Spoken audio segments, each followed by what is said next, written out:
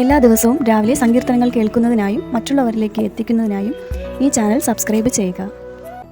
സങ്കീർത്തനങ്ങൾ അധ്യായം 37 1 മുതൽ 20 വരെയുള്ള വാക്യങ്ങൾ. ദുഷ്പ്രവൃത്തിക്കാരുടെ നിമിത്തം നീ മുഷിയരുത്, നീതികേട് ചെയ്യുന്നവരോട് അസൂയപ്പെടുകയും അരുത്. അവർ പുല്ലുപോലെ വേഗത്തിൽ ഉണങ്ങി പച്ച ചെടി പോലെ വാടിപ്പോകുന്നു. യഹോവയിൽ ആശ്രയിച്ച് നന്മ ചെയ്യുക, ദേശത്ത് പാർത്ത് വിശ്വസ്തത ആചരിക്കുക. യഹോവയിൽ തന്നെ രസിച്ചു കൊള്ളുക, അവൻ നിന്റെ ഹൃദയത്തിലെ ആഗ്രഹങ്ങളെ നിനക്ക് തരും. നിന്റെ വഴി യഹോവയെ ഫരമേൽപ്പിക്കുക, അവനിൽ തന്നെ ആശ്രയിക്കുക, അവൻ അത് നിർവഹിക്കും. അവൻ നിന്റെ നീതിയെ പ്രഭാതം പോലെയും നിന്റെ ന്യായത്തെ മധ്യാഹ്നം പോലെയും പ്രകാശിപ്പിക്കും. യഹോവയുടെ മുമ്പാകെ മിണ്ടാതെ ഇരുന്ന് അവനായി പ്രത്യാശിക്കുക. കാര്യസാധ്യം പ്രാപിക്കുന്നവനെയും ദുരുപായം പ്രയോഗിക്കുന്നവനെയും കുറിച്ച് നീ മുഷിയരുത്.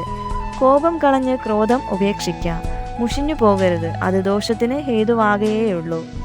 ദുഷ്പ്രവൃത്തിക്കാർ ഛേദിക്കപ്പെടും, യഹോവയെ പ്രത്യാശിക്കുന്നവരോ ഭൂമിയെ കൈവശമാക്കും.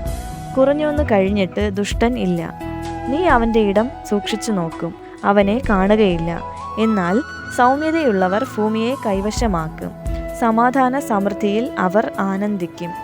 ദുഷ്ടൻ നീതിമാന് ദോഷം നിരൂപിക്കുന്നു, അവൻ്റെ നേരെ അവൻ പല്ല് കടിക്കുന്നു. കർത്താവ് അവനെ നോക്കി ചിരിക്കും, അവൻ്റെ ദിവസം വരുന്നു എന്ന് അവൻ കാണുന്നു.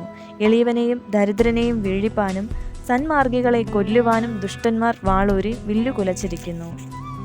അവരുടെ വാൾ അവരുടെ ഹൃദയത്തിൽ തന്നെ കടക്കും, അവരുടെ വില്ലുകൾ ഒടിഞ്ഞു പോകും. അനേക ദുഷ്ടന്മാർക്കുള്ള സമൃദ്ധിയേക്കാൾ നീതിമാനുള്ള അല്പം ഏറ്റവും നല്ലത്. ദുഷ്ടന്മാരുടെ ഭുജങ്ങൾ ഒടിഞ്ഞു പോകും, എന്നാൽ നീതിമാന്മാരെ യഹോവ താങ്ങും. യഹോവ നിഷ്കളങ്കന്മാരുടെ നാളുകളെ അറിയുന്നു, അവരുടെ അവകാശം ശാശ്വതമായിരിക്കും. ദുഷ്കാലത്ത് അവർ ലജ്ജിച്ചു പോകുകയില്ല, ക്ഷാമകാലത്ത് അവർ തൃപ്തരായിരിക്കും. എന്നാൽ ദുഷ്ടന്മാർ നശിച്ചു പോകും. യഹോവയുടെ ശത്രുക്കൾ പുൽപ്പുറത്തിൻ്റെ ഭംഗി പോലെയുള്ളൂ, അവർ ക്ഷയിച്ചു പോകും, പുകയെപ്പോലെ ക്ഷയിച്ചു പോകും.